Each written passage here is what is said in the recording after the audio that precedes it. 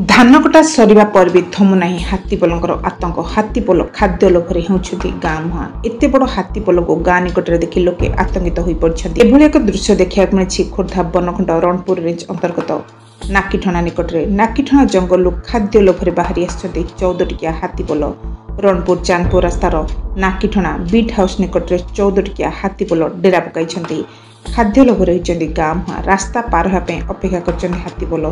फल जानवाहन चलाचल ठप हो जाता। लोके आतंकित हो पड़ते। खबर पाई घटनास्थल में वन कर्मचारी मैंने पहुंची सजग रही। वन कर्मचारी मैंने लोक सजग करने माइक प्रचार करते।